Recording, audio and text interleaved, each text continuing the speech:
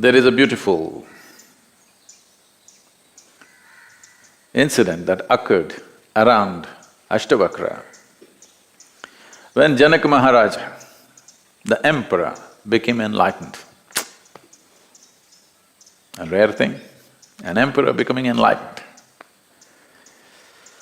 It's not only a rare thing, it is a fantastic thing because an enlightened ruler means many things to the people. There is no better blessing. So when it happened, ASHTAVAKRA, his guru, as gurus are known to be always difficult. When you just think you found your way, they tell you that's not it. When Janaka thought he's enlightened and this is it, ASHTAVAKRA said, that's not it, you have to go back and rule the kingdom because you may not want it, that's not the point. The point is people deserve an enlightened king. So, Janaka, whenever he found time, he made his trips to ASHTAVAKRA's hermitage in the… little deep into the jungle. So, Janaka making regular trips to the hermitage. Obviously, because gurus are lonely people, you know.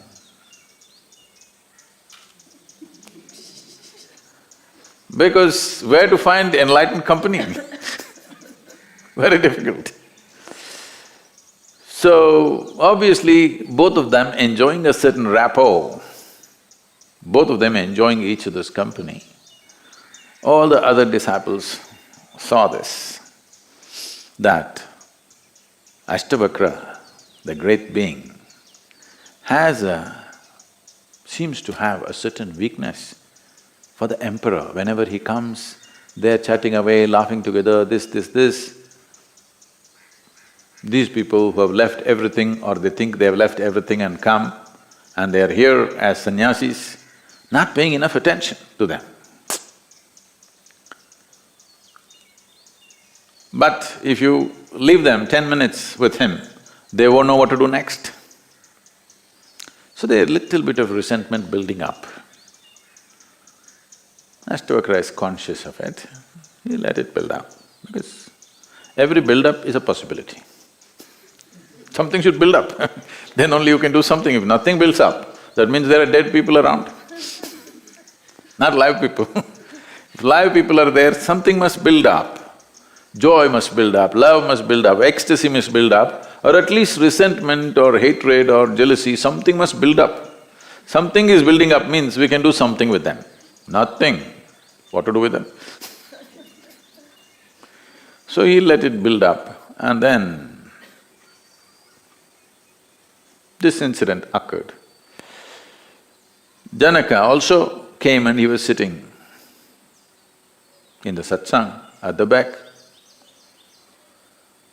And as the ASHTAVAKRA was speaking something, suddenly a soldier burst into the satsang and without even looking at the guru, he ran to the emperor. With a loud voice he said, "The palace is on fire. You need to come right now." Janaka said, "Get out of here. How dare you run into the satsang without bowing down to my guru, you run here and shout some nonsense, just get out of here." And ASHTAVAKRA continued with whatever had to happen. So Janaka just sat there, palace burning. Nobody's concerned here. There, of course, they're screaming, but here, nobody's concerned. Then this continued, it's a lap of the master event, 3 days, you know. Till you feel your legs have had enough, it continues. Then it was going on and one of the boys who is helping around in the ashram ran into the satsang and said, "A bunch of monkeys are playing havoc with these brahmachari's clothes." The moment this boy said this, Many of them got up and ran to save the clothing. What is their clothing? Not designer stuff, it is designer of course, but just a piece of loincloth, a piece of cloth. They ran to save those cloths and then they chased away the monkeys and recovered whatever they could and they came back. So ASHTAVAKRA continued and then he said, here's an emperor, his palace full of wealth and people. Not only physical wealth, there are people, there are lives, people who are dear to him. Palace is burning, but he is concerned about breaking the rhythm of the satsang.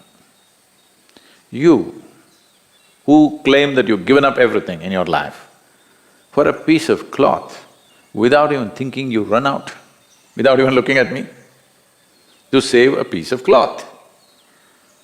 No, but we have only two, one we are wearing, one is there. The monkeys take it away, what do we do? So we are in a more needy situation than the emperor. Maybe emperor can build another palace, but we… Well, you could learn something from Adam. There are lots of Adam's underwears in the trees.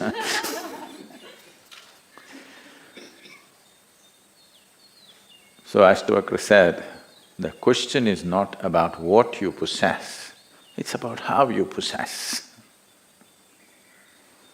Even if you have a kingdom in your hands, you can hold it in a certain way. Kingdom is not necessarily outside in terms of wealth and people and money. For most people, their kingdom is their own body and their mind. How you hold it? If you hold it one way, it will make you bleed with pain. If you hold it another way, you will be spot on with life because it doesn't take effort to be life. I'm just reminding you, you are life, hello? Yes, you are. Just see the rock which is standing next to you, how simple and easy it is. Yes or no? If you were not life, how simple and easy it is.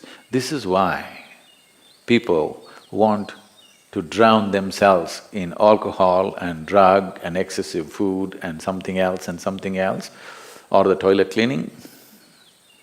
Because in some way, you have discovered not being life is so simple and easy.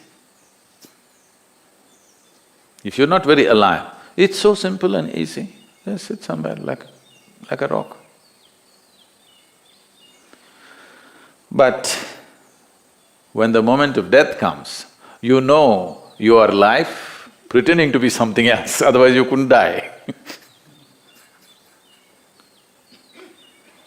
That will become a point of inflection. So, we want you to be conscious. This is the reason why I'm constantly reminding you, you will die one day, you will die one day. I'm not wishing death for you. It's just that without my help it'll happen, I'm confident about that. I don't have to wish you death, you anyway will die. So constant reminder of death is just this, to make you know your life. You can't go about like this rock, you can't go about like a mechanical creature who can walk and talk and do everything that you can do, but cannot be alive. That's an important thing. Is it an important thing? No. If I can do what somebody can do, that's all that matters. It doesn't matter whether I'm alive or not, isn't it? If I can do things as good as somebody else, if I can be as successful as somebody else, if I can possess what somebody else has or nobody else has, that's good enough.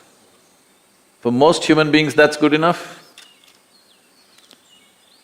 So, in many ways, unconsciously they have understood the solution for life is not to be life. But that's not a solution, that's a deception. Because no matter what you do, even if you die, that proves your life. When you're alive, if you don't prove that you're life, when you die, at least you prove that you were life. Yes or no? So you cannot escape this. Neither with tricks of life nor with death. You cannot escape this. So is it a trap? It is not a trap. It is a tremendous possibility. The soil that you walk upon is aspiring to become life. If there was no aspiration, it wouldn't stand up as a tree. There is… that which is not life is aspiring to become life. Otherwise, nothing would happen in the universe. Everything is aspiring to become life and become the peak of life. You can call this evolutionary process, you can call this whatever you want, but essentially everything that is not life is aspiring to become life. Everything that is life is aspiring to become a higher life. This is not a teaching, this is not a scripture, this is not somebody's ideology, this is the way. Life is always… this aspiration is there. The only way you can quieten it is by pretending to be not life or by getting enlightened. Both these things will do the same. Same result, but worlds apart.